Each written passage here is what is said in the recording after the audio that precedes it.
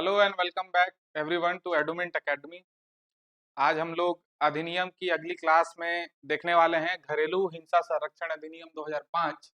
जैसा कि आप सब जानते हैं, अब तक हमने मुख्य मुख्य 5 अधिनियम समाप्त कर लिए हैं और जो आपका महिला पर्यवेक्षक का जो एग्जाम आने वाला है, जो 27 अगस्त को शेड्यूल्ड है, उसके लिए ये अधिनियम बहुत ही ज़्यादा इम्पोर्टेंट है। हम लोग देखेंगे कि कैसे पिछले बार की जो खुली भर्ती का जो एग्जाम हुआ और परिसीमित भर्ती का भी जो एग्जाम हुआ, दोनों ही एग्जाम्स में इस पर्टिकुलर एक अधिनियम से एक एक क्वेश्चन आए थे। तो ये अधिनियम अपने आप में बहुत ज़्यादा इम्पोर्टेंट है। इस अधिनियम से जितने भी इम्पोर्टेंट इसके सेक्शंस हैं उसको हम लोग समझने का प्रयास करेंगे और देखेंगे कि किस तरीके के सवाल बनने की संभावना इस आने वाले एग्जाम में रहेगी। तो आइए शुरू करते हैं घरेलू हिंसा संरक्षण अधिनियम 2005। चलिए तो देखते हैं घरेलू हिंसा संरक्षण अधिनियम 2005 क्या कहता है, या फिर इसकी परिभाषा क्या है, या इसमें कितने अध्याय हैं, कितने इसमें धाराएं दी गई हैं। क्लियर है? तो देखिए शुरू करते हैं घरेलू हिंसा से महिलाओं का संरक्षण अधिनियम 2005। तो अगर बेसिक कुछ बातों को देखें तो इसमें अगर आप अध्याय की बात करेंगे, अध्याय मतलब होता है चैप्टर, तो अध्याय जो है इसमें टोटल 5 हैं। जबकि धाराओं की बात करें तो धारा जो है इसमें कुल 37 है। ठीक है, अध्याय 5 या धारा 37 है। कम से कम इन दो बातों को याद रखें। और अगर इसके विस्तार की अगर हम बात करेंगे, देश भर में कहाँ कहाँ इसका विस्तार है, तो याद रखें जब ये अधिनियम लागू हुआ सन 2006 में, तो इसका विस्तार संपूर्ण भारत में हुआ जम्मू कश्मीर को छोड़ करके। तो सीक्वेंस में शुरू करते हैं। अध्याय 1 क्या कहता है, यहीं से देखना शुरू करते हैं हम लोग।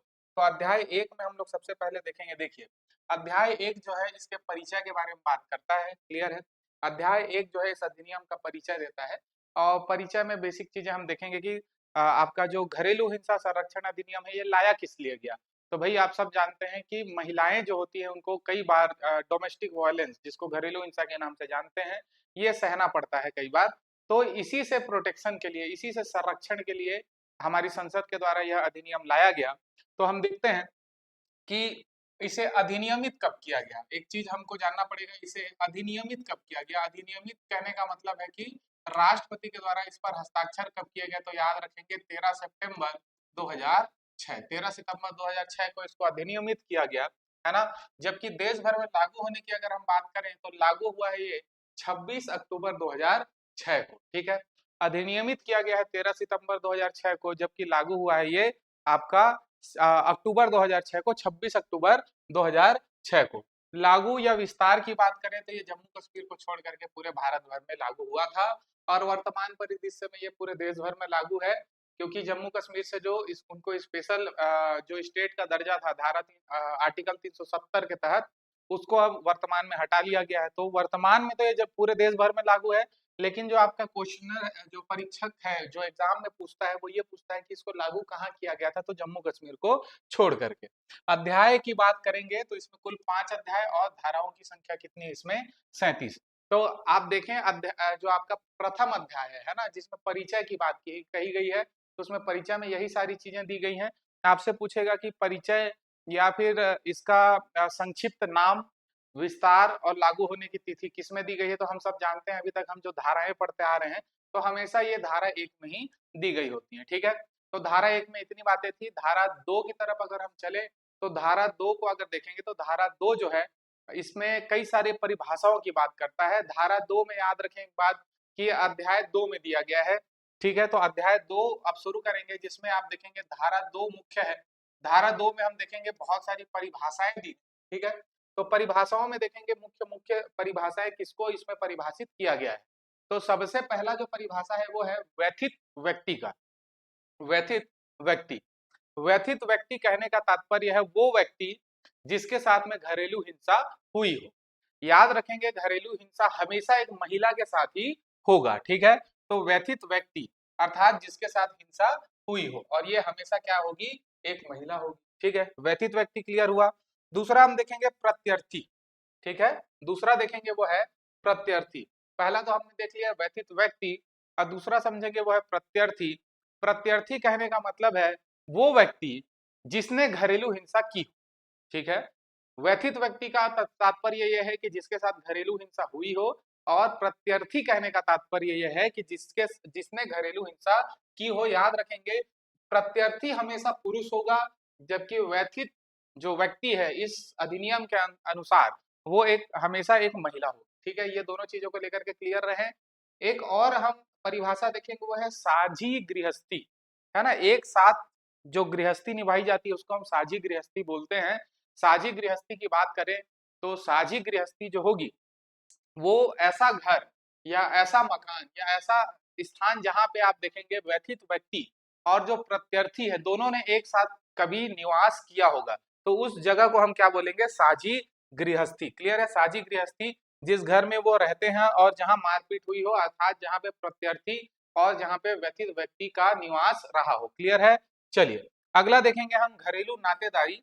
घरेलू नातेदारी, घरेलू नातेदारी की बात करेंगे तो याद रखेंगे घरेलू नातेदारी के मामले में कि घरेलू नातेदारी को हम यहाँ पे तीन तरीके से देखेंगे। घरेलू नातेदारी में तीन प्रकार के संबंधों को देखेंगे। ठीक है, घरेलू नातेदारी में तीन प्रकार के संबंधों को देखेंगे। तो कैसे कैसे संबंध को देखेंगे भाई? तो सबसे पहले ऐसे संबंध जो विवाह से उत्पन्न हुए हो। किससे उत्पन्न हुए हो? विवाह से उत्पन्न हुए हो। विवाह से कैसे कैसे संबंध उत्पन्न हो सकते हैं? तो आप देख सकते हैं पति पत्नी का संबंध उत्पन्न हो सकता है, आप देख सकते हैं ससुर बहू का संबंध उत्पन्न हो सकता है ना। ससुर बहू का संबंध उत्पन्न हो सकता है। आप देख सकते हैं कि देवर भाभी का संबंध उत्पन्न हो सकता है। तो इन सब संबंधों में अगर मारपीट होगी, है ना, या फिर किसी प्रकार का घरेलू हिंसा होगा तो ये घरेलू नातेदारी में आएगा, अर्थात विवाह से उत्पन्न संबंध। दूसरा अगर आप देखें विवाह से उत्पन्न संबंध के अतिरिक्त तो रक्त संबंध, है ना, ब्लड रिलेशन जिन रिश्तों के बीच में रहेगा, जैसे कि आप देखेंगे बाप और बेटी यानी कि पिता और पुत्री, भाई और बहन, भाई और बहन, पुत्र और माँ, पुत्र और माँ। तो ये हो गया रक्त संबंध। और तीसरा जो आप देखेंगे वहां पे वो ये है कि विवाह जैसे किसी संबंध से में अगर पीड़ित व्यक्ति या व्यथित व्यक्ति और प्रत्यर्थी अगर रहे हों तो उसको भी इसमें शामिल किया गया है। जैसे कि आप देखते हैं live in relationship, live in relationship. ठीक है, लिव इन रिलेशनशिप का कॉन्सेप्ट क्या है कि शादी के पूर्व शादी जैसे संबंध में रहना। तो इन तीन प्रकार के संबंधों में अगर कोई व्यक्ति है तो उसको हम क्या कहेंगे, घरेलू नातेदारी। तो धारा 2 जो कि अध्याय 2 के अंतर्गत आता है, इसमें मुख्य तौर पर चार चीजों को परिभाषित किया गया है। सबसे पहले हमने देखा व्यथित व्यक्ति जिसके साथ हिंसा हुई है, घरेलू हिंसा। दूसरा हमने देखा प्रत्यर्थी जिसने घरेलू हिंसा की है। तीसरा हमने देखा साझे, जो साझा आपका गृहस्थी है, साझी गृहस्थी, जहां पे ये मारपीट हुई हो या घरेलू हिंसा हुई हो प्रत्यर्थी और व्यथित व्यक्ति के बीच में। और अंत में हमने देखा आपका घरेलू नातेदारी। घरेलू नातेदारी में मुख्य तौर पर विवाह से उत्पन्न संबंध, रक्त संबंध और विवाह जैसे किसी रिश्ते को भी इसमें शामिल किया गया है, जैसे कि लिव इन रिलेशनशिप। तो ये था आपका धारा 2। आगे हम लोग बढ़ेंगे। अब अगला जो देखने वाले हैं वो है अध्याय 2 के अंतर्गत ही आने वाला आपका धारा 3। याद रखें धारा 3 में जो है घरेलू हिंसा को परिभाषित किया गया है। धारा 3 में घरेलू हिंसा को परिभाषित किया गया है। बहुत आसान शब्दों में अगर हम देखेंगे घरेलू हिंसा को तो ये हम कह सकते हैं कि कोई पुरुष, है ना, या किसी पुरुष के द्वारा या किसी पुरुष या उसके रिश्तेदार के द्वारा किसी महिला के साथ, है ना, किसी पुरुष या उसके रिश्तेदार के द्वारा किसी महिला के साथ अगर शारीरिक, मानसिक, आर्थिक, है ना, या फिर आप देख लें लैंगिक या फिर यौनिक प्रकार का उत्पीड़न किया गया हो तो उसे हम क्या कहेंगे, घरेलू हिंसा कह सकते हैं। या फिर इसको इस तरीके से भी परिभाषित कर सकते हैं कि किसी पुरुष या उसके रिश्तेदार के द्वारा, या फिर उसी को आप प्रत्यर्थी कह सकते हैं, तो किसी प्रत्यर्थी के द्वारा किसी महिला के साथ में किसी प्रकार का शारीरिक, मानसिक, आर्थिक, यौनिक या भावनात्मक उत्पीड़न किया गया हो या उत्पीड़न किए जाने की संभावना हो, तो ऐसे स्थिति को हम क्या कहेंगे, घरेलू हिंसा कहेंगे। क्लियर है, ऐसे स्थिति को हम कहेंगे घरेलू हिंसा। याद रखें एक बहुत इंपॉर्टेंट बात कि घरेलू हिंसा में जो है हम दहेज प्रताड़ना के मामलों को भी शामिल करेंगे। अगर दहेज प्रताड़ना या दहेज मांगने के एवज में इस प्रकार के जो हमने देखा शारीरिक, मानसिक, आर्थिक, यौनिक और भावनात्मक उत्पीड़न किया जा रहा है तो ऐसे मामलों को भी घरेलू हिंसा कहा जाएगा। इसके अतिरिक्त बहुत इंपॉर्टेंट बात याद रखें कि घरेलू हिंसा जो होगी उसमें सिर्फ पत्नी ही शामिल हो या फिर सिर्फ पत्नी के विरुद्ध ही घरेलू हिंसा हो, ऐसा नहीं है। आप देखें कि माँ के साथ भी घरेलू हिंसा हो सकती है, बहन के साथ भी घरेलू हिंसा हो सकती है, किसी दादी के साथ भी घरेलू हिंसा हो सकती है। समझ में आ रहा है? तो इसमें ये जरूरी नहीं कि एक हस्बैंड ही प्रत्यर्थी हो और वाइफ ही जो है वो व्यथित व्यक्ति हो। इसमें एक बेटा भी प्रत्यर्थी हो सकता है और माँ भी व्यथित व्यक्ति, यानी कि जिसके साथ घरेलू हिंसा हुआ हो वो हो सकती है। तो कोई भी रिलेशन, जैसे हमने देखा विवाह से उत्पन्न रिलेशन हो, या फिर रक्त संबंध का रिलेशन हो, या फिर विवाह जैसा कोई रिश्ता हो, और वो जरूरी नहीं है कि हस्बैंड वाइफ ही हो। तो कोई भी अगर रिश्ता है जिसमें पुरुष के द्वारा महिला के ऊपर घरेलू हिंसा की जा रही है, उसको इसमें इस विस्तार पूर्वक जो आपका पूरा परिभाषा है उसमें शामिल किया गया है। जैसे हम देख सकते हैं किसी पुरुष या उसके रिश्तेदार के द्वारा महिला जो कि उसके रिश्ते में थी या है, हाँ ये भी बात बहुत इंपॉर्टेंट है कि कोई भी पुरुष के द्वारा या उसके रिश्तेदार के द्वारा किसी महिला के साथ जो उसके साथ वर्तमान में रिश्ते में है या पूर्व में भी रिश्ते में थी, ठीक है, जरूरी नहीं कि वर्तमान में ही रिश्ते में हो, शारीरिक, मानसिक, यौनिक, भावनात्मक या आर्थिक नुकसान पहुंचाता है या पहुंचाने की चेष्टा करता है, मतलब नुकसान पहुंचाए जाने की संभावना भी है, तो उसको हम क्या करेंगे, घरेलू हिंसा कहेंगे। घरेलू हिंसा के अंतर्गत महिला से दहेज की मांग करना या उसके लिए उसके रिश्तेदारों को प्रताड़ित करना भी इसमें शामिल है। मतलब कि जैसे मैंने पहले भी समझाया, दहेज मांगने के एवज में ये सब उत्पीड़न किया जाएगा, सिर्फ उसका ही नहीं उसके रिश्तेदारों को भी दहेज मांगने के नाम पे प्रताड़ित किया जाएगा, तो ये भी घरेलू हिंसा में शामिल होगा। इसके अंतर्गत याद रखेंगे सिर्फ पत्नी ही नहीं, बल्कि पत्नी के साथ साथ बहन, विधवा या कोई माँ है, दादी है, वो सब भी जो है इस परिभाषा में शामिल होंगे, यानी कि इनके साथ भी अगर इस प्रकार का उत्पीड़न होगा तो उसे भी हम घरेलू हिंसा कहेंगे। क्लियर है? तो ये थी इसकी परिभाषा, जिसमें और भी डिटेल में दिया हुआ है, सारी चीजें पढ़ने की आवश्यकता नहीं, इसकी एक बेसिक समझ हमको बननी चाहिए। और आप याद रखें कि किस प्रकार का जो प्रताड़ना है वो हो सकता है, ये पूछा जाता है, तो याद रखेंगे शारीरिक, मानसिक, यौनिक, भावनात्मक एवं आर्थिक रूप से उत्पीड़न करना या फिर नुकसान पहुंचाना। क्लियर है? तो ये था आपका धारा 3। चलिए आगे देखते हैं। इसमें एक बात और कही गई है या डिटेल में समझाया गया है कि ये जो शारीरिक प्रताड़ना है या फिर मानसिक प्रताड़ना है या आर्थिक प्रताड़ना है या भावनात्मक उत्पीड़न है या लैंगिक प्रताड़ना है, तो ये किस किस प्रकार के प्रताड़ना है, अगर इसको हम देखेंगे एक एक करके, तो चलिए समझते हैं इसको। सबसे पहले देखिए, अगर किसी के साथ में शारीरिक प्रताड़ना हो रही है, शारीरिक उत्पीड़न उसका हो रहा है, ठीक, तो शारीरिक उत्पीड़न का क्या मतलब है, मानसिक उत्पीड़न का क्या मतलब है, ठीक है, लैंगिक या फिर यौनिक उत्पीड़न का क्या मतलब, इसको समझते हैं।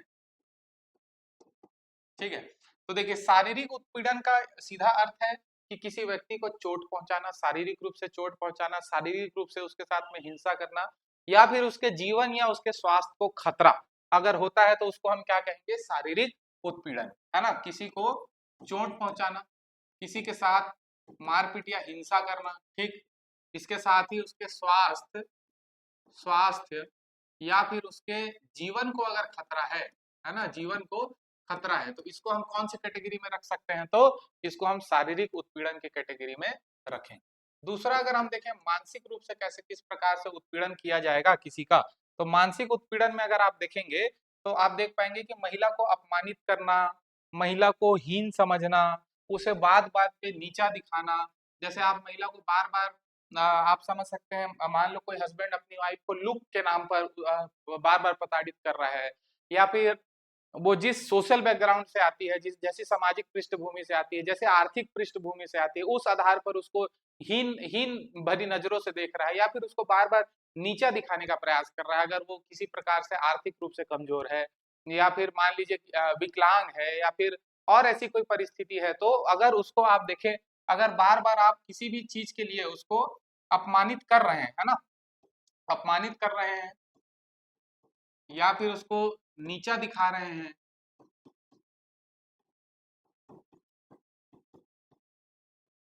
या फिर उसको हीन भरी नजरों से देख रहे हैं या हीनता का एहसास करा रहे हैं,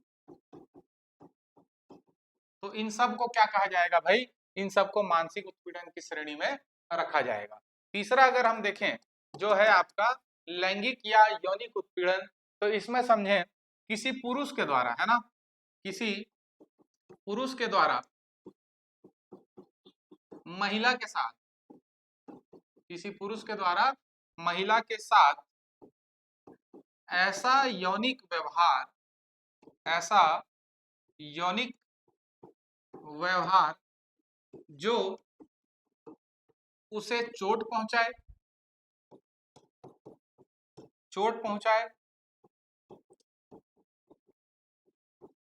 या उसके गरिमा के विरुद्ध, गरिमा के विरुद्ध, क्लियर है, तो इसे हम क्या कहेंगे, यौनिक उत्पीड़न, क्लियर है। चलिए अगला देखेंगे, लैंगिक या यौनिक उत्पीड़न के बाद हमने देखा था आर्थिक उत्पीड़न, आर्थिक उत्पीड़न। तो आर्थिक उत्पीड़न क्या हो सकता है भाई, मान लीजिए कोई ऐसा आय का स्रोत है जिस पे अधिकार महिला का है, ठीक है, कोई ऐसा आय का स्रोत है जिस पर अधिकार महिला का है और उस महिला को उसी आय के स्रोत से वंचित रख दिया जाए, तो इसे हम आर्थिक उत्पीड़न कह सकते हैं।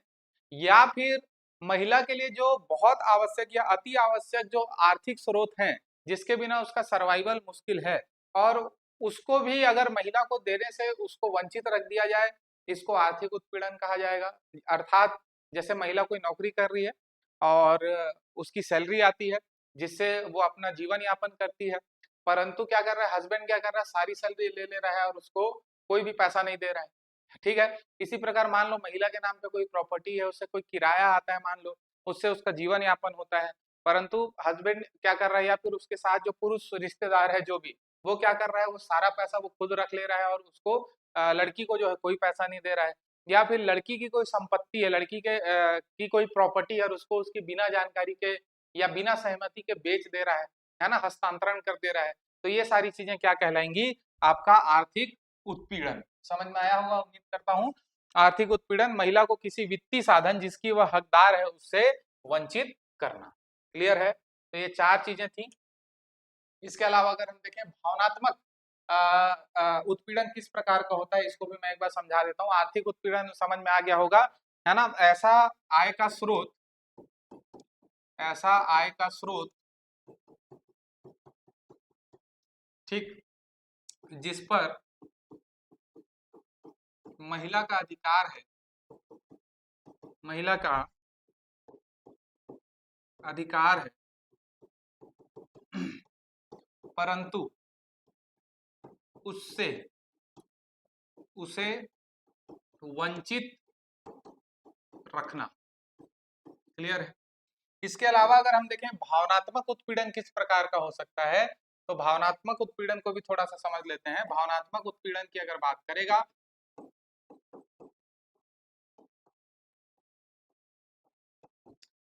इमोशनल रूप से किसी को टॉर्चर करना, जैसे कि मारपीट कर दिया गया, उसके बाद इमोशनल करके उसको किसी तरीके से सॉरी बोल दिए, या फिर आप देखेंगे कि किसी से इमोशनल उसको ब्लैकमेल करके आपने कुछ उसके साथ में गलत कार्य कर लिया, या फिर इमोशनल रूप से ब्लैकमेल करके आप उससे क्या कर रहे हैं कि दहेज की मांग कर रहे हैं। आप सीधे सीधे नहीं बोल रहे हैं, आप उससे मारपीट नहीं कर रहे हैं, आप उसके विरुद्ध हार्श वर्ड का इस्तेमाल नहीं कर रहे हैं, लेकिन भावनात्मक रूप से उसको आप किसी न किसी तरीके से ड्रेन करने का प्रयास कर रहे हैं, भावनात्मक रूप से आप उसको ब्लैकमेल करने का प्रयास कर रहे हैं, तो वो सारी जो कृत्य हैं उसको हम भावनात्मक उत्पीड़न कहेंगे। और इस इन 5 प्रकार का उत्पीड़न अगर आपके साथ में किसी भी तरीके से होता है तो उसको इस अधिनियम के तहत घरेलू हिंसा माना जाएगा, क्लियर है। चलिए, तो ये था अध्याय 2 के तहत हमने देखा धारा 2 और धारा 3 जिसमें मुख्य तौर पर परिभाषाएं दी गई थी। अगर आपसे सवाल पूछता है कि घरेलू हिंसा या उत्पीड़न के अंतर्गत निम्न में से कौन से प्रकार के उत्पीड़न शामिल हैं, या फिर आपसे पूछता है कि व्यथित व्यक्ति की परिभाषा कहाँ दी गई है या फिर घरेलू हिंसा की परिभाषा कहाँ दी गई है, तो मैंने बताया धारा 2 और धारा 3। तो उम्मीद है इतनी चीजों को याद रखेंगे आप। आगे बढ़ते हैं, अब हम लोग देखेंगे कि अध्याय 3 जो है, अध्याय 3 वो किस बारे में बात करता है। अध्याय 1 अध्याय 2 हो गया, अध्याय 3 देखेंगे। याद रखें अध्याय 3 जो है अधिकारी और संस्थानों के बारे में बात करता है, अधिकारियों के बारे में और संस्थानों के बारे में बात करता है, जिनकी ये जिम्मेदारी होगी कि इस अधिनियम के अंतर्गत वो महिलाओं को क्या करें, घरेलू हिंसा से संरक्षण प्रदान करें। ठीक है, तो ये कौन से अधिकारी होंगे, कौन सी संस्थाएं होंगी, इसको समझते हैं। तो जो अधिकारी होगा उसे हम संरक्षण अधिकारी के नाम से जानेंगे। ठीक है, जो अधिकारी होगा उसे हम संरक्षण अधिकारी के नाम से जानेंगे। और ये जो संरक्षण अधिकारी होगा इसकी नियुक्ति राज्य सरकार के द्वारा की जाएगी। क्लियर है, संरक्षण अधिकारी जो होगा उसकी नियुक्ति राज्य सरकार के द्वारा की जाएगी। संरक्षण अधिकारी का मूल कर्तव्य होगा कि जो व्यथित व्यक्ति है या जो घरेलू हिंसा से पीड़ित महिला है उसको तात्कालिक राहत प्रदान कराना। उसके कर्तव्यों को भी हम डिटेल में देखेंगे। पहले हम देखते हैं धारा 3 में मुख्य तौर पर किसके बारे में बात की गई है। तो ऐसे अधिकारी और संस्थाओं के बारे में जो महिलाओं को इस अधिनियम के अंतर्गत घरेलू हिंसा से संरक्षण प्रदान कराएंगे। तो सबसे पहले हम देख रहे थे अधिकारी के बारे में, जो होता है आपका संरक्षण अधिकारी। तो संरक्षण अधिकारी के डिटेल में देखें तो इसकी नियुक्ति कौन करता है भाई, तो नियुक्ति करता है इसकी राज्य सरकार, नियुक्ति की जाती है राज्य सरकार के द्वारा। आप देखेंगे वर्तमान में अगर देखें तो प्रत्येक जिला में एक संरक्षण अधिकारी होता है ना, प्रत्येक जिला में एक संरक्षण अधिकारी होता है। ये बात याद रखें कि कोई भी शासकीय या गैर शासकीय व्यक्ति भी संरक्षण अधिकारी बन सकता है, बशर्ते उसे 3 वर्ष का अनुभव समाज सेवा के क्षेत्र में होना चाहिए। ठीक है, बशर्ते उसे 3 वर्ष का अनुभव समाज सेवा के क्षेत्र में होना चाहिए। बहुत डिटेल में याद रखें कि अध्याय 3 में जो है, अध्याय 3 में अधिकारियों और संस्थाओं का जो वर्णन है वो आपके धारा 8 में किया गया। अध्याय 3 के अंतर्गत इसे धारा 8 में डिफाइन किया गया है। ठीक है, धारा 8 में इसे डिफाइन किया गया है आपके अध्याय 3 के अंतर्गत। तो अधिकारी का काम समझ में आया। अधिकारी होता है उसे हम संरक्षण अधिकारी कहते हैं, है ना। इसको कम से कम 3 वर्ष का समाज सेवा में अनुभव होना चाहिए। इसकी नियुक्ति राज्य सरकार द्वारा की जाती है। इसके अतिरिक्त याद रखें कि इसका मूल कर्तव्य क्या होता है, क्योंकि अगले ही धारा में हम देखेंगे कि संरक्षण अधिकारी के मूल कर्तव्य बताए गए हैं। तो मूल कर्तव्य यही होगा कि अगर कोई पीड़ित महिला उसके पास जाती है तो उसका रिपोर्ट दर्ज करना, उसको तात्कालिक राहत प्रदान करवाना, और उसको जो अलग अलग प्रकार के राहत बताए गए हैं इस अधिनियम के अंतर्गत वो राहत प्रदान कराना, और मामले को मजिस्ट्रेट तक लेकर के जाना, सुनवाई में मजिस्ट्रेट को सहयोग करना। ठीक है, तो यही अधिकारी के मूल कर्तव्य होते हैं। याद रखें कि इसमें जो है अगर आप और डिटेल में देखेंगे तो पुलिस अधिकारी के बारे में भी बताया गया है। तो पुलिस अधिकारी कोई इसमें बहुत ज्यादा कठिन बात नहीं है। पुलिस अधिकारी की अगर हम बात करेंगे तो पुलिस अधिकारी प्रत्येक जो थाना होता है तो थाना अध्यक्ष जो होंगे, थाना अध्यक्ष को ही इस अधिनियम के अंतर्गत पुलिस अधिकारी के रूप में डिफाइन किया गया है। अगला जो डेफिनेशन हम देखेंगे वो है संस्था।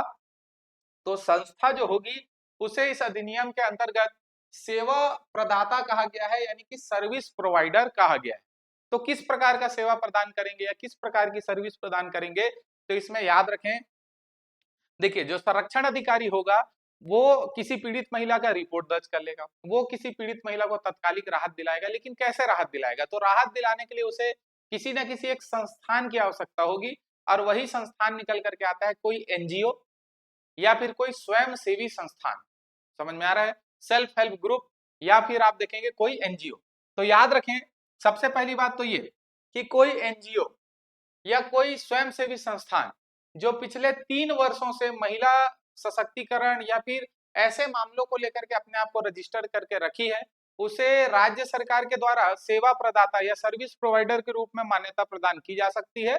और ऐसे संस्थाओं का, ऐसे सेवा प्रदाताओं का या फिर ऐसे सर्विस प्रोवाइडर का मूल काम क्या होता है, तो घरेलू हिंसा से पीड़ित महिला को चिकित्सा मदद उपलब्ध कराना, आवासीय मदद उपलब्ध कराना, या फिर आप देखेंगे कि अगर उसे और भी कोई आवश्यकता है, जैसे कि मान लीजिए उसने भोजन नहीं किया है, उसके पास पहनने को कपड़े नहीं है, तो ये सारी सुविधाएं उपलब्ध कराना ही इस एनजीओ का काम होता है। क्लियर है, तो याद रखें ये जो आपके अधिकारी हैं या संस्था है दोनों को जो है आपके धारा 8 डिफाइन किया गया। क्लियर है, धारा 9 को देखें, मैंने पहले ही चर्चा किया धारा 9 के ऊपर कि इसमें संरक्षण अधिकारी के कर्तव्य बताए गए हैं, और इस कर्तव्य को बहुत आसानी से अगर समझे तो मजिस्ट्रेट के प्रति उसके क्या कर्तव्य होंगे, तो मजिस्ट्रेट के प्रति यही कर्तव्य होगा कि मजिस्ट्रेट को अगर इसके पास कोई घरेलू हिंसा की रिपोर्ट हुई है तो उससे मजिस्ट्रेट को उसके बारे में सूचना देना, या फिर इन केसेस के निपटारा इन मामलों के निपटारा में जो है मजिस्ट्रेट को सहायता प्रदान करना।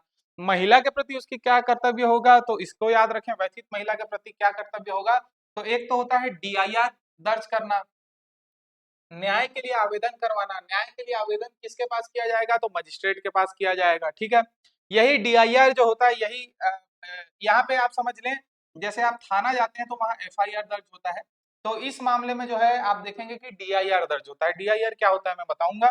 उसके बाद रिलीफ यानी कि राहत के लिए जो है आवेदन करवाना, महिला को शेल्टर होम दिलवाना, महिला को आर्थिक रूप से सहायता प्रदान करना या राहत प्रदान करना। तो यही सारे मूल काम होते हैं किसके, एक संरक्षण अधिकारी के। और संरक्षण अधिकारी के बारे में बताया गया है धारा 9 में। क्लियर है। तो एक बात याद रखेंगे, अगर यहाँ पे आपसे DIR का फुल फॉर्म पूछ लेता है तो उसको भी याद रखें कि DIR किसे कहा गया है। DIR देखते हैं DIR का क्या मतलब होता है। यहाँ FIR दर्ज नहीं होकर के DIR होता है, तो याद रखें DIR का फुल फॉर्म होता है domestic violence incidence report. Domestic violence incidence report, ठीक है। तो कभी अगर आपको इस अधिनियम के अंतर्गत DIR का फुल फॉर्म पूछता है तो याद रखेंगे डोमेस्टिक वायलेंस इंसिडेंस रिपोर्ट।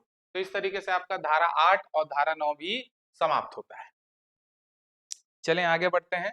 अब हम लोग देखेंगे, ये देखिए DIR का फुल फॉर्म है डोमेस्टिक वायलेंस इंसिडेंस रिपोर्ट। घरेलू हिंसा की शिकायत का जो प्रारूप होता है उसको हम DIR बोलते हैं, जैसे अन्य मामलों में FIR दर्ज होता है, ठीक है।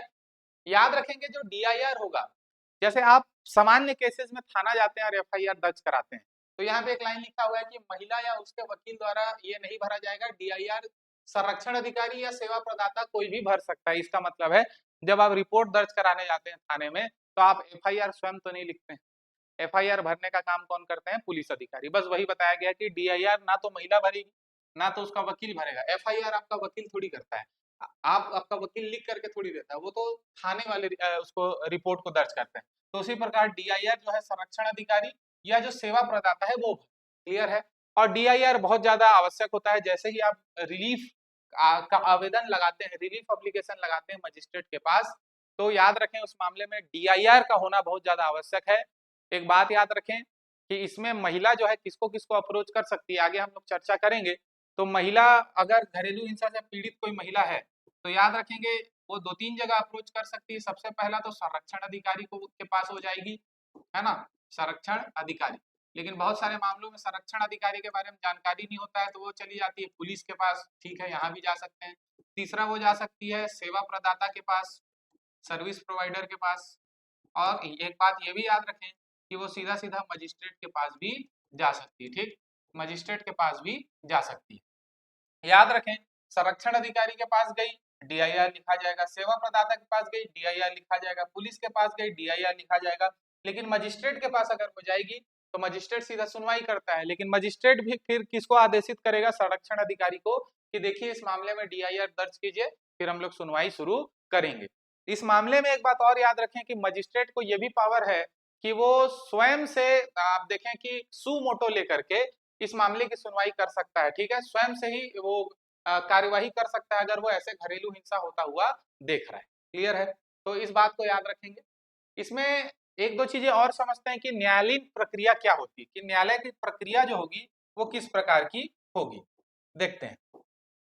तो मान लीजिए घरेलू हिंसा घटित हुई, तो घरेलू हिंसा जैसे ही होगी तो महिला या उसका कोई रिश्तेदार या उसका कोई परिचित या फिर कोई व्यक्ति जिसने देखा है ऐसा होता हुआ, वो क्या करेगा, इस बात की सूचना देगा। सूचना कहाँ कहाँ दिया जा सकता है, मैंने बताया संरक्षण अधिकारी, पुलिस, सेवा प्रदाता या मजिस्ट्रेट के पास। तो अगर इनमें से संरक्षण अधिकारी, पुलिस, सेवा प्रदाता को सूचना दी जाएगी तो DIR दर्ज होगा। DIR दर्ज होने के बाद मामला कहाँ जाएगा, मजिस्ट्रेट के पास जाएगा। मजिस्ट्रेट फिर क्या करेगा, दोनों पक्षों को, पीड़ित पक्ष को भी और जो व्यक्ति जो आप कह सकते हैं जो प्रत्यर्थी है उसके विरुद्ध भी क्या होगा, एक नोटिस जारी की जाएगी, ठीक है, नोटिस जारी की जाएगी। नोटिस जारी होने के बाद में दोनों पक्ष जो हैं वहां पे प्रस्तुत होंगे मजिस्ट्रेट के सामने। पहले प्रयास किया जाता है कि इस मामले ऐसे मामलों में काउंसलिंग की जाए, दोनों को समझाया जाए ताकि गृहस्थी बची रहे। लेकिन काउंसलिंग होने के बाद भी अगर मामला सॉर्ट आउट नहीं होता है या काउंसलिंग के दौरान भी आप देखेंगे महिला के लिए अंतरिम राहत प्रदान की जाती है। अगर उसके साथ हिंसा हो रही है तो हिंसा को रोका जाएगा, आर्थिक मदद की जरूरत है तो आर्थिक मदद प्रदान की जाएगी। रहने को जगह नहीं है तो रहने को जगह प्रदान किया जाएगा, और इस बीच में काउंसलिंग चलती रहेगी। क्लियर है। अंत में देखेंगे कि मामला क्योंकि दर्ज हो चुका है और ये मामला जो है आप देखेंगे कि संज्ञेय है और अजमानती भी है। तो संज्ञेय वाले मामले में क्या होता है कि भाई बाहर तो समझौता हो नहीं सकता है ना, तो बाहर समझौता हो नहीं सकता, इसलिए आप देखें कि साक्ष्य पर बहस होगी और फिर फाइनल डिसीजन आएगा और मजिस्ट्रेट का जो फाइनल डिसीजन होगा वही आपको मानना पड़ेगा। संज्ञेय मतलब गंभीर प्रवृत्ति के अपराध, और अस्मनीय मतलब की होता है आपका जिसमें मामले की समझौता न्यायालय के बाहर नहीं हो सकता। तो याद रखेंगे डोमेस्टिक वायलेंस एक्ट जो है ये संज्ञेय भी है, संज्ञेय भी है और अस्मनीय, दोनों चीजों को याद रखेंगे। संज्ञेय का मतलब गंभीर प्रवृत्ति के अपराध, अस्मनीय मतलब ऐसे अपराध जिसमें बाहर समझौता नहीं हो सकता। तो ये दोनों प्रवृत्ति का ये अधिनियम है।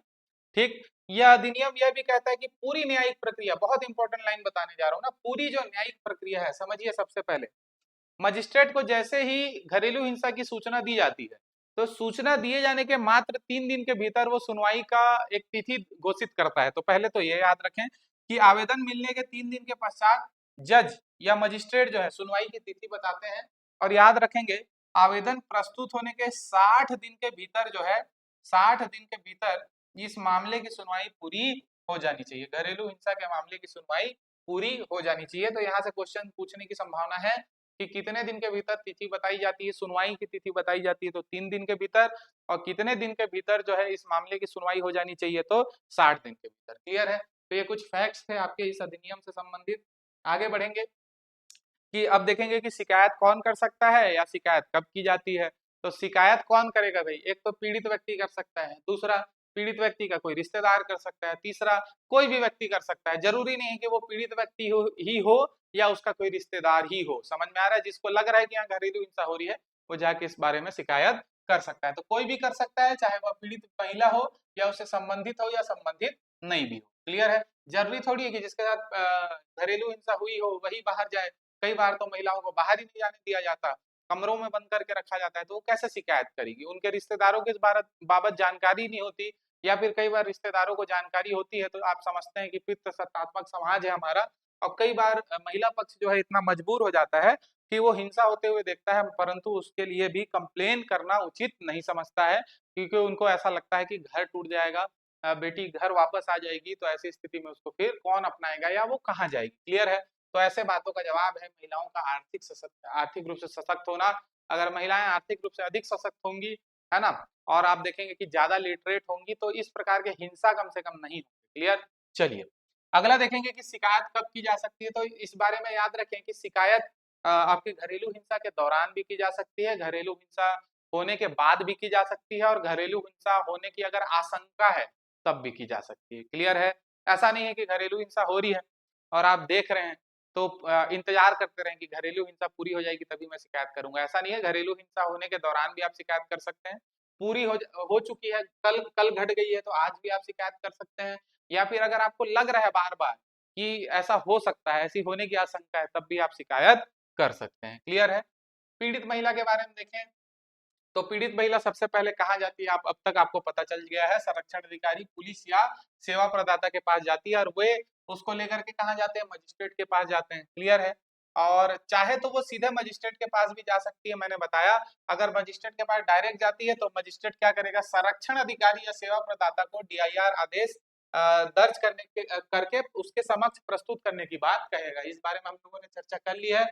सुनवाई याद रखें JMFC करते हैं। JMFC के बारे में हम लोगों ने पहले भी पढ़ा हुआ है। JMFC का मतलब होता है joint magistrate first class, joint magistrate first class. जो भी फैसला दिया जाएगा उस बाबत हम अपील भी कर सकते हैं। अपील कहाँ करेंगे, सत्र न्यायालय यानी कि सेशन कोर्ट में। तो ये भी कुछ फैक्ट्स थे घरेलू हिंसा संरक्षण अधिनियम के बारे में। आगे बढ़ेंगे अब हम लोग। आगे देखेंगे कि एक बार शिकायत दर्ज हो गई, एक बार DIR दर्ज हो गया, अब मजिस्ट्रेट जो है वो किस किस प्रकार के राहत प्रदान कर सकता है। तो याद रखेंगे इसमें कुल 6 प्रकार के राहत की बात की गई है, या 6 प्रकार के अधिकार देने की, या 6 प्रकार के आदेश देने की, या 6 प्रकार के अनुतोष देने की बात कही गई है। सारी चीजें एक ही हैं, कोई इसमें घबराने की बात नहीं है। तो राहत के कितने प्रकार हैं घरेलू हिंसा अधिनियम में, अगर आपसे पूछता है तो याद रखें ये 6 प्रकार के होते हैं। सबसे इंपॉर्टेंट बात याद रखेंगे कि ये धारा 18 से धारा 23 में दिए गए हैं, धारा 18 से धारा 23 में, ठीक है। धारा 18 से लेकर के धारा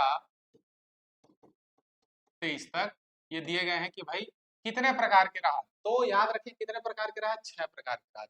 अब इसमें हम लोग सबसे पहले देखते हैं कि पहला राहत कौन सा होता है। तो सबसे पहला जो राहत होता है उसको हम बोलते हैं संरक्षण राहत या संरक्षण का अधिकार, ठीक है। संरक्षण राहत या संरक्षण आदेश या संरक्षण का अधिकार, जिसको दिया गया है आपके धारा 18 में। याद रखेंगे संरक्षण अधिकार क्या है कि जैसे ही शिकायत दर्ज होती है घरेलू हिंसा से संबंधित, तो मजिस्ट्रेट तत्कालिक जो आदेश देता है ना, तात्कालिक जो आदेश देता है उसी को हम संरक्षण आदेश बोलते हैं। इसमें क्या क्या बातें शामिल होती हैं इसको मैं बताऊंगा आपको। देखते हैं कि जैसे ही मजिस्ट्रेट के पास आवेदन आता है वो तत्काल हिंसा रोकने का आदेश देते हैं। मान लो मारपीट हो रहा है या इस तरीके से कोई हिंसा हो रही है, हिंसा घटित हो रही है, तो मजिस्ट्रेट क्या करेंगे कि तत्काल इस हिंसा को रोकने का आदेश देंगे। इसी आदेश को हम बोलते हैं संरक्षण आदेश या संरक्षण राहत। इसी को अंग्रेजी में बोला जाता है स्टॉप वायलेंस ऑर्डर। क्लियर है। इसमें शामिल है क्या क्या बातें शामिल है इसको समझिए। हिंसा को कैसे रोका जाए, तो इसमें कहा जाता है कि ऐसे स्थान जहां पे महिला का बार बार आना जाना है वहां पे प्रत्यर्थी को जाने से रोकने का आदेश जारी किया जाता है। मतलब मान लो कोई ऑफिस है जहां महिला काम करती है, रोज सुबह जाती है शाम को आती है, तो ऐसे स्थान पे अगर प्रत्यर्थी जाता है, मतलब पुरुष जाएगा जो उसके साथ हिंसा करता है, तो वहां पे दोबारा हिंसा को रिपीट कर सकता है वो, इसलिए ऐसे स्थान पर जाने से उसको रोका जाएगा। इसके अलावा आप देखेंगे कि जो प्रत्यर्थी है और जो व्यथित व्यक्ति है, दोनों के बीच में किसी भी प्रकार का संपर्क ना हो, इस बात को भी सुनिश्चित करने का आदेश दिया जाता है। जैसे फोन ना किया जाए, किसी के माध्यम से कोई संदेश ना भेजा जाए, व्हाट्सएप ना किया जाए, ईमेल ना किया जाए, ये सारी बातें कही गई हैं। इसके अलावा आप देखेंगे कि जब तक ये सुनवाई चल रही है, संरक्षण आदेश में जब तक ये सुनवाई चल रही है तब तक प्रत्यर्थी को किसी भी प्रकार से किसी संपत्ति का हस्तांतरण करने से रोका जाता है। मान लो कोई ऐसी प्रॉपर्टी है जो ज्वाइंट प्रॉपर्टी है महिला पुरुष के नाम से, तो उसको बेचने से रोका जाएगा। या फिर कोई प्रॉपर्टी है, मान लो अगर सुनवाई पूरी हो जाती है और सुनवाई में ये घरेलू हिंसा साबित हो जाता है, तो संरक्षण आदेश में आप देखेंगे आगे वित्तीय अनुदेश भी दिया जाएगा या वित्तीय आदेश दिया जाएगा। तो वित्तीय आदेश में महिला को वित्तीय सहायता की बात कही जाती है। तो जितना ज्यादा पैसा दिखेगा पुरुष के पास में उतना ज्यादा वित्तीय सहायता देना होगा। तो इससे बचने के लिए कई बार पुरुष लोग क्या करते हैं, प्रॉपर्टीज को दूसरों के नाम पे हस्तांतरित कर देते हैं। तो किसी भी संपत्ति का हस्तांतरण रोका जाता है।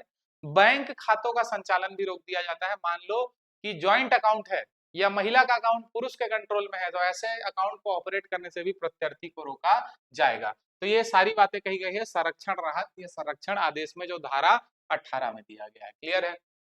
आगे बढ़े। अब है अगला आपका धारा 19। धारा 19 में बात कही गई है निवास या निवास आदेश का या निवास राहत का। निवास संबंधित राहत किस प्रकार से दिया जाता है। क्लियर है। तो देखते हैं कि इसमें क्या क्या बातें शामिल है। तो याद रखें इसमें कहा गया है कि भाई मान लो कोई महिला घरेलू हिंसा से पीड़ित है और उसके पास रहने को स्थान नहीं है, तो उसको निवास संबंधी किस प्रकार का राहत दिया जाएगा। तो याद रखेंगे कि भाई महिला को जो आपकी साझी जो गृहस्थी थी, है ना, साझी गृहस्थी, एक बात कही जा सकती है कि महिला को वहां से ना निकाला जाए, महिला वहीं रहेगी। ठीक है। तो पहली बात या पहला राहत तो ये हो जाएगा, तो उसके आवास की व्यवस्था हो गई। लेकिन एक हिंसा का दोबारा हिंसा होने का डर बना रहेगा, तो इससे बचाव करने के लिए निवास वाले आदेश पे ये कहा जा सकता है कि जो प्रत्यर्थी है या उसके कोई अन्य रिश्तेदार हैं वो उस एरिया में ना जाए, उस घर के उस पर्टिकुलर एरिया में ना जाए जहां पे महिला निवास कर रही है। ठीक। तीसरी बात इसमें कही जा सकती है कि प्रत्यर्थी को ही जो है साझी गृहस्थी छोड़ने के लिए कहा जा सकता है कि भाई तुम वहां पे ना रहो, ताकि महिला जो है निश्चिंत होकर के रह सके। चौथा राहत इसमें यह दिया जा सकता है कि प्रत्यर्थी की जैसी आर्थिक स्थिति होगी उस आधार पे महिला को कहीं और किराए का घर दे दिया जाए और उसका खर्च जो है प्रत्यर्थी उठाए। तो इस प्रकार का निवास संबंधित राहत इसमें दिया जाता है। क्लियर है। तो ये था आपका निवास संबंधित राहत जो कि धारा 19 में दिया गया है। तो अब तक हमने दो राहत देखे हैं, संरक्षण राहत और निवास संबंधित राहत। आगे बढ़ेंगे, आगे देखेंगे आपका धनी राहत या फिर वित्तीय राहत। क्लियर है। धनीय राहत या वित्तीय राहत जो धारा 20 में दिया गया है। याद रखेंगे इसमें बात कही गई है कि अगर घरेलू हिंसा की वजह से महिला को किसी प्रकार का नुकसान हुआ आर्थिक रूप से, तो उसके भरपाई की बात इसमें कही गई है। किस प्रकार से भरपाई समझो, जैसे कि मान लो ज्यादा मारपीट हो गई, महिला 1 महीने तक हॉस्पिटल में भर्ती है, या फिर हिंसा के दौरान महिला का कोई सामान, पर्सनल सामान तोड़ फोड़ हो गया, या फिर इतनी ज्यादा उसके साथ हिंसा हुई, इतना ज्यादा चोट हुआ कि वो महीने भर अपने काम पे नहीं जा सकी, उसकी वजह से उसको 1 महीने की सैलरी नहीं मिली। तो ये सारे खर्च जोड़ करके, हिसाब लगा करके प्रत्यार्थी को, महिला को देना होगा। इसे ही कहा जाता है वित्तीय राहत, जो धारा 20 में दी गई। क्लियर है। धारा 21 देखेंगे, वो अभिरक्षा के आदेश की बात करता है। अभिरक्षा का आदेश मतलब ऑर्डर ऑफ कस्टडी। कस्टडी मतलब बच्चे की कस्टडी। अगर बच्चा है कोई छोटा, तो उसका कस्टडी किसके पास होगा, इसकी बात आपका धारा 21 में कही गई है। सामान्य तौर पर ये महिला को ही जो है अभिरक्षा प्राप्त करवाया जाता है, या अभिरक्षा कस्टडी जो है महिला को दी जाती है। अगला देखेंगे, क्षतिपूर्ति या हर्जाना या मुआवजे का आदेश। यह धारा 22 में दिया गया है। याद रखेंगे कि ये वित्तीय आदेश या फिर जो आपका जो धनी राहत था, उससे थोड़ा अलग है। इसमें हम देखेंगे हर्जाना या मुआवजा मतलब, मान लो घरेलू हिंसा की वजह से महिला को अगर परमानेंट कोई लॉस हो गया है ना, शरीर का कोई अंग परमानेंट डैमेज हो गया, नौकरी परमानेंट छूट गई, या फिर अब उसको सर्वाइवल के लिए एक पर्टिकुलर पैसा चाहिए ही चाहिए, घर किराए से ही रखना है, या फिर और भी किसी प्रकार का अगर राहत चाहिए, तो उसको मुआवजा, मुआवजा समझते हैं ना, एक मुश्त या फिर पार्ट में भी थोड़ा बड़ी रकम जब दी जाती है, उसको कहा जाता है हर्जाना या मुआवजे का आदेश। ये दिया गया है आपका धारा 22 में। अगला जो हम देखेंगे वो है एक पक्षीय आदेश। एक पक्षीय आदेश कैसा होता है, ये अंतरिम राहत होता है, मतलब सुनवाई पूरी होने तक का राहत होता है, इसको हम बोलते हैं एक पक्षीय आदेश। याद रखें, अगर जज को या मजिस्ट्रेट को इस बात की शंका है कि अभी भी इसके साथ में हिंसा हो सकती है, या फिर भविष्य में भी हिंसा होने का खतरा है, तो ऐसे मामले में क्या किया जाएगा, एक पक्षीय आदेश मजिस्ट्रेट के द्वारा जारी किया जाएगा, अर्थात महिला के पक्ष में कोई आदेश जारी किया जाएगा। इसको हम बोलते हैं एक पक्षीय राहत, जो दिया गया आपके धारा 23। क्लियर है। तो ये था आपका अध्याय पूरा 4, जिसमें राहत की बात की गई है। अब अंतिम देखेंगे अध्याय 5। अध्याय 5 में आपका धारा 31 है। अध्याय 5 चैप्टर 5, अध्याय 5, अध्याय 5 का एक धारा 31 है। धारा 32 33 भी है इंपॉर्टेंट, लेकिन उतना ज्यादा इंपॉर्टेंट नहीं है। धारा 31 थोड़ा इंपॉर्टेंट है। इसमें बताया गया है कि अगर कोई प्रत्यार्थी किसी राहत आदेश को मानने से इनकार कर देता है, तो उसे क्या सजा दी जाएगी, तो याद रखें, ऐसी स्थिति में 1 वर्ष का कारावास, 1 वर्ष का कारावास और 20,000 तक का जुर्माना, 20,000 तक का जुर्माना। याद रखें, या फिर दोनों, या दोनों भी किया जा सकता है, या फिर एक बात और याद रखें, या दहेज प्रतिषेध अधिनियम जो हमने पढ़ा था, दहेज प्रतिषेध अधिनियम, उसके अंतर्गत भी मामला दर्ज किया जा सकता है। तो क्या बोला गया है, कोई अगर प्रत्यार्थी जो है वो राहत आदेश को मानने से इनकार करता है, तो उसे 1 साल का कारावास या 20,000 का जुर्माना, या दोनों, या फिर दहेज प्रतिषेध अधिनियम के अंतर्गत उसके विरुद्ध जो है केस दर्ज किया जा सकता है। तो ये था पूरा आपका घरेलू हिंसा से महिलाओं का संरक्षण अधिनियम।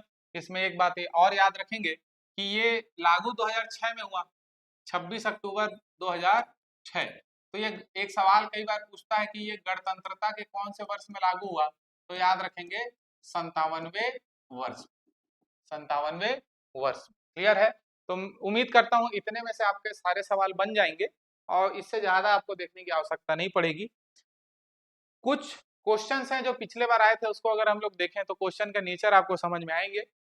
एक खुली भर्ती वाले एग्जाम में क्वेश्चन आया था 2021 में, जो एग्जाम आयोजित हुआ था। इसमें कहा गया है कि घरेलू हिंसा से स्त्री का संरक्षण अधिनियम 2005 के अंतर्गत शारीरिक दुर्व्यवहार से अभिप्रेरित है या अभिप्रेत है, मतलब शारीरिक दुर्व्यवहार का क्या मतलब होता है। तो आप देखें, शारीरिक पीड़ा या हानि पहुंचाना, हाँ तो ये तो है ही। दूसरा देखें, जीवन या शारीरिक अंग को खतरा या स्वास्थ्य को खतरा, ये भी हमने पढ़ा था, याद करो। अगर याद नहीं आ रहा तो मैं बताता हूँ।